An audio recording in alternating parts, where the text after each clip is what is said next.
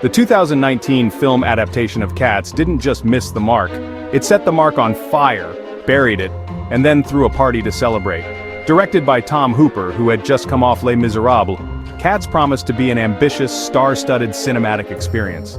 Instead, it's a fever dream of nightmare-inducing cat-human hybrids, abstract choreography, and a plot so paper-thin it feels like it was written on a napkin, and promptly lost. Let's talk about the CGI, which might go down as one of cinema's greatest unintentional horror innovations. With digital fur technology, the studio created humanoid cat people who walk, talk, and sing in a way that makes you deeply uncomfortable.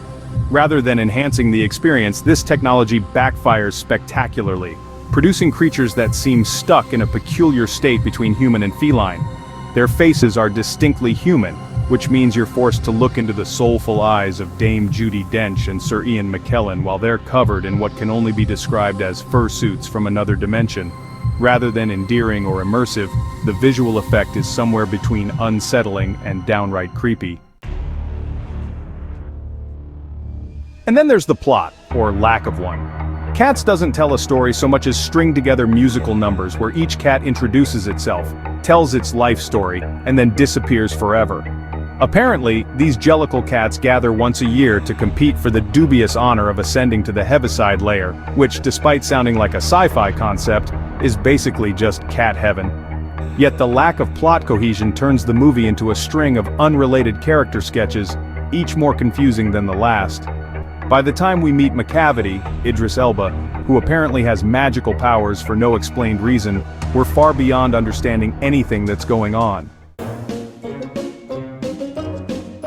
And while the characters might be confusing, the casting is somehow even more so.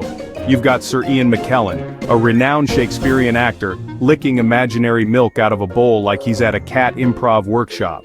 Then there's Judi Dench, Taylor Swift, and Rebel Wilson, who all try their best but can't help looking like they're regretting every choice that led them to this moment. Rebel Wilson's character has the dubious distinction of unzipping her own fur to reveal more fur in a moment so bewildering that it might as well be included in the next edition of psychology textbooks under cognitive dissonance. What does deliver on is choreography, but even here, the good is offset by the absurd. The dancers commit to graceful, impressive moves, but they're stuck in these CGI fur suits which make every motion feel exaggerated and bizarre. It's like watching an avant-garde art performance you didn't sign up for, but can't look away from. At times, it's like the movie is daring you to understand it, though most of us are left hopelessly bewildered. Of course, the music is lifted straight from the original musical, and the talent here does it justice.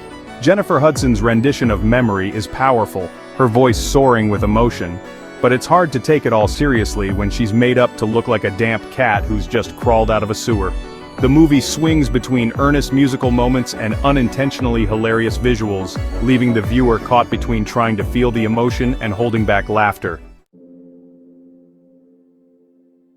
In the end, defies explanation. It's a bizarre experiment that, for reasons unknown, was greenlit, funded, and released in full confidence.